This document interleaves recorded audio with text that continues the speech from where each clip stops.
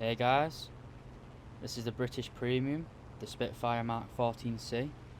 It's battle rating 5.7, rank 5. It's basically a Mark 8 Spitfire airframe, the wings and the fuselage, as well as the later Mark 14 tail and engine. This is the one of the very early Griffin models. And we're here over Malta. I think this is a 6.7 game. Like I said, we're 5.7, so this is a complete up tier. But we're going to do alright this game. You see down there that there was an ME 262. These aren't the these aren't the four 30mm armed 262s. These are just the 50mm 262s. Still formidable though, they can just outrun you pretty easily, as long as they maintain their energy well. But as you can see, I'm doing some pretty stupid maneuvers. I was trying to use my rudder to yaw and try and slow down a bit in this descent. Being a complete up tier, pretty much everything else is a bit faster than me, so it took a while to get into the engagement.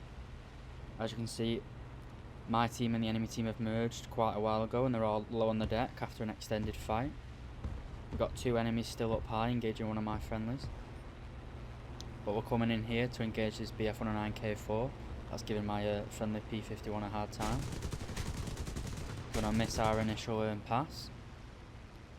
Do manage to get a hit, but it was only with a 7.62mm, so it's pretty much negligible.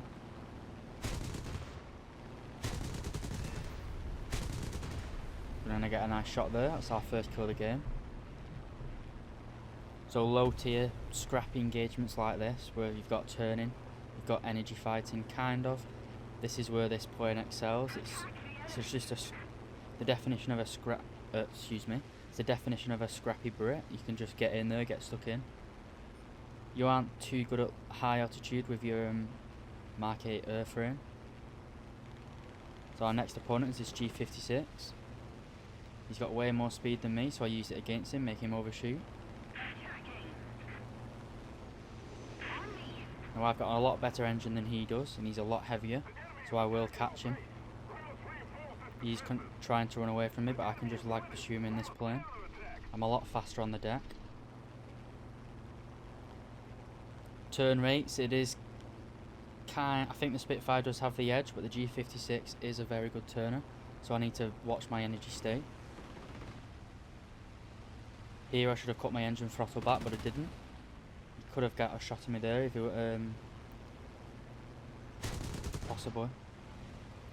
But we're in a rolling scissors. This is where my advantage will show. I've got a stronger engine, I've got better wings for turning. Now he tries to break off the engagement and run, which in the short term will help him. Weakness of this plane is definitely the armament. You have two 20mm Hispano Mark IIs and four 7.62 Browning machine guns. The guns do work well on side targets, or broadsides as I call them. But like this, I just like to add that my convergence here is set to 400 meters. So as soon as the enemy gets past 800 meters, you're essentially unable to you basically combat ineffective past 800 meters. So we managed to shoot off his left tail. I actually thought there that I'd critted his elevator, but it doesn't appear to have been the case. As you can see there, we make a pretty decent dodge on that 50mm from the ME 262. I was a bit worried here of hitting the ground, but great turning capabilities and great engine power to keep it going. Now I haven't played this plane in quite a long time. My aim is pretty horrific here.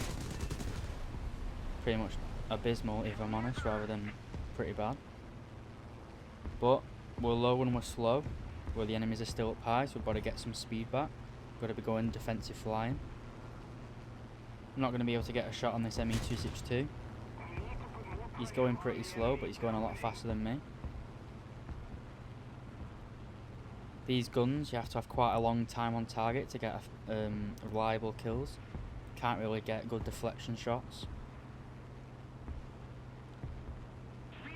So I can essentially play this ME 262. I can use his strengths against him, which is speed. I can turn a lot better than him. I can just force him to keep on booming and zooming. As long as I can evade him, I can wear his energy down. He knows he's in a superior plane to me. A lot of people do kind of get, I'm not trying to insult the player, but they do kind of get a bit blinded by the fact they're in a jet. As you can see, he zoom climbed up to 2k above me in an instant. He has all the advantages here. We're going to try and force him to an overshoot. So I'm going to go into a loop pretty early on. This is going to put me on a 6 and still give me a pretty good time on target.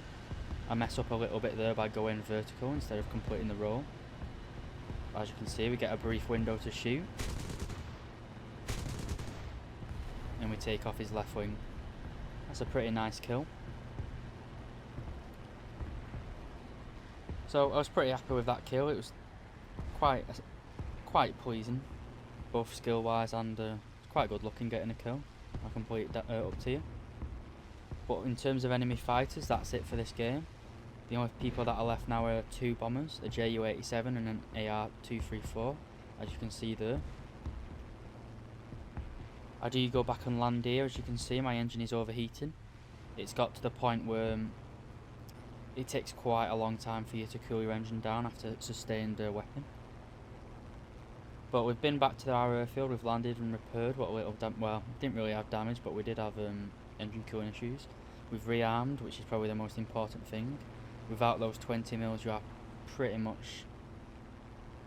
useless. But I didn't really know what this Ju-288 was doing. It was like he was trying to chase down the AD4. Well, he's not a stupid player. As soon as he spots me coming in, he's going to brake hard, try and get me behind his guns.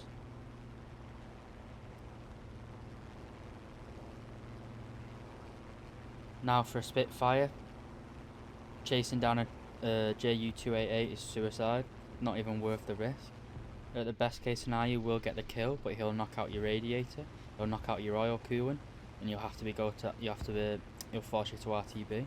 At worst case, he'll just pilot snipe you before you get even close. As you can see, I'm about 1.5 kilometers out from him, and he's still getting pretty accurate hits. I'm having to go defensive against an enemy that's 2 kilometers away. There's not really much I can do in this position, so I'm going to turn straight towards his airbase. That is where he has to go to rearm. In order for him to win this mission, he's got to go back to base and rearm. So if I can try and cut him off, get there before him,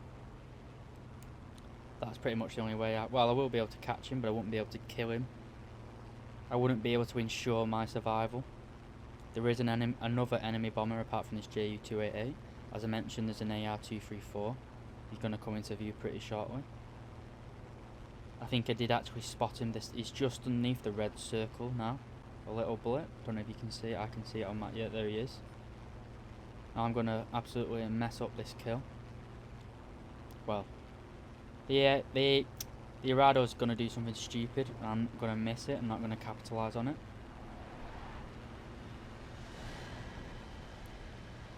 Now this Arado just goes into a straight vertical, and I'm not entirely sure why.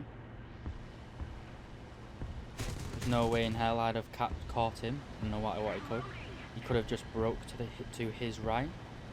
Would have been my left, gone back across the water. He'd have easily have outrun me whilst maintaining his speed. Now I should have killed him when he went into that loop. That's my bad. Can't really got any excuses for that. It was terrible aiming. Ju-288 don't really know what he's trying to do apart from distract me. Ju-288 does have pretty good guns. So instead of turning back onto that Ju-288, which he was wanting me to do, he was trying to bait me. I just maintain course on the Arado. This means I can get my speed back up. Now that the Ju-288 turns back in, so I turn back in after him. Nothing much he can do now, he's just turned and bled all his speed. Gonna aim for that pilot position. Don't actually knock the pilot out, but we do get the kill anyway. That's our 4th kill of this game. That's going to be pretty much for this gameplay. This Arado's going to run away from me and then just crash on his final approach to the runway. But I have done a review on this plane, and it did take me quite a bit of time to get gameplay for that review. But I played one game in this plane yesterday. Well, this is the one you're watching. But I was pleasantly surprised. I think this play style does suit me, just like the scrappy dogfighting and turning. Tried booming and zooming in the Americans recently, and it's just doing my head in. You spend like 15 minutes setting up for a kill, then get killed by one of his allies that was much higher than you. But that's me being bad at boom and zooming, not boom and zooming being bad. But we had quite a good game. I was quite happy that we won this, because you can see we did have very low tickets. They could have, that Arado could have just flew off, rearmed and bombed our medium tank, sorry. But we came first place with a score of 3,110, which is going to translate very nicely into RP and Silver Lions. I didn't have any boosters on at all during this mission, and I still got 111,000 as well as 20,000 RP. Sadly, I've already got everything in the British tree unlocked, so it's pretty useless. And I'm not going to use Golden Eagles to use the convertible RP either. But I do like this plane. It is 7,000 Golden Eagles, so I don't know whether I'd recommend it to you guys, but I do really like it. Been having a lot of fun playing the Brits recently, just getting back into the turn fighting and getting stuck in. But hope you enjoyed this quick little video. The last few kills weren't spectacular on bombers, but it was a good showcase of theory of flying as well as this plane. So hope you enjoyed it, guys, and I'll see you in another video.